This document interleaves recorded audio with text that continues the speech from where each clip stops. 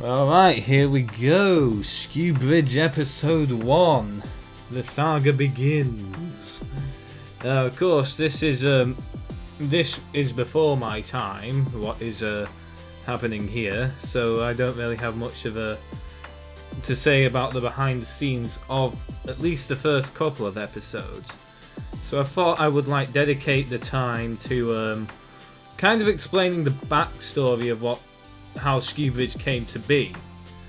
So of course, our story begins, as most stories set around the early 2020s do, with a virus. So the virus, of course, spread across the entire world, and well, our Prime Minister at the time, sent us all into lockdown as a result. That meant everything that we were all planning to do at the time was, shut down.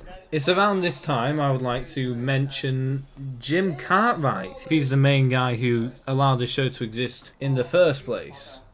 So, he came up with this idea in order to try and keep his classes running for the time. He thought it would be a good idea to have all the classes do their own individual soap operas. So a way to help us learn how to do screen acting, whilst also giving us a valid reason for our classes to stay open. I wasn't in Skew Bridge from the beginning, as I mentioned at the start. I was actually in another soap opera called Maple Vale, firstly, and I think all the other classes had their own soap operas.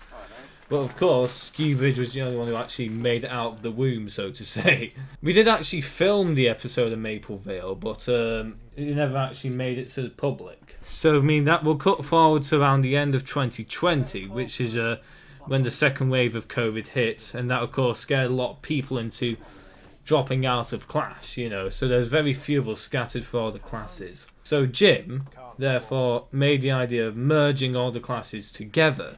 That's basically how I got onto Skew Bridge.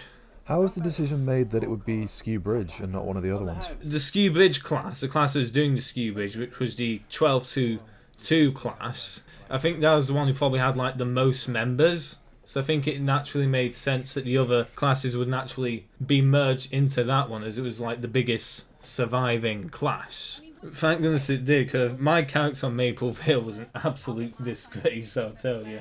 He was this, his name was Timothy Hunter, he was this hacker guy. Who was sort of the head and came up with the concept for some of the other ones, like the Maple Vale? Well, I think it's a group project, definitely. I think we all, at least in Maple Vale, and probably for Skew Bridge as well, it was definitely a collaborative idea. We all came up with our own ideas, we mixed it together, and it all came to a rather beautiful mess. It's made on a cheap budget. It was made with practically nothing. All we had was a green screen and whatever recording equipment we could buy out of our own pocket, but we made it work. I thought it was supplied by Cartwrights. Jim had some camera and lighting equipment in the studio already. As we went on, we of course got better equipment, more advanced equipment, and every bit of it we pay out for out of our own pocket, even as far as the clapping board, to go action and cut. I'll say it right now, that's probably one of the main reasons why I love Skew Bridge so much, because a bunch of people from all these different backgrounds were able to come together and make this project happen. Because the entire point of Jim's classes was to help empower northern actors, and this is probably about the most empowered I felt throughout the entire time I was there with making this soap.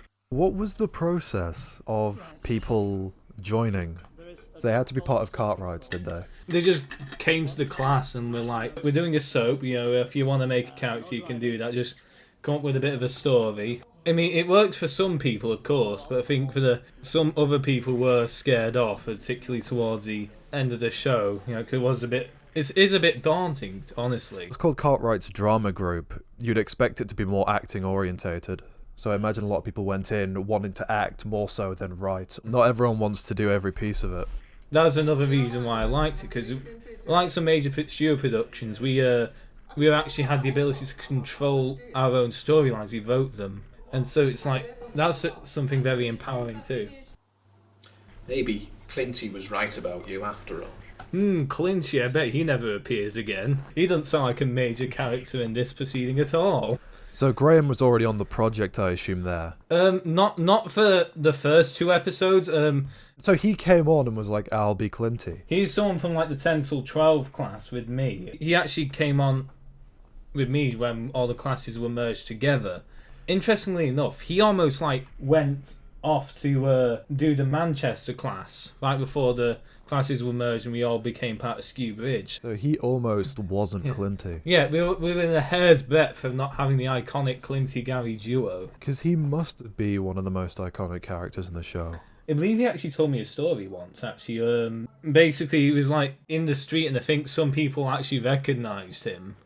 You know, like, he was like, hey, Clinty! Like that. The best I got was, not to like downplay it, but I think Zoe's sister actually was a big fan of my character, you know, like Gary. And then she, I remember there's like a summer showcase that we were doing, like in mid-2021, and then she actually came up to me during the showcase and she was like, I didn't know whether or not I should say hi to you or not. You know, like, very, very excited to meet me. It was like a very surreal experience, really.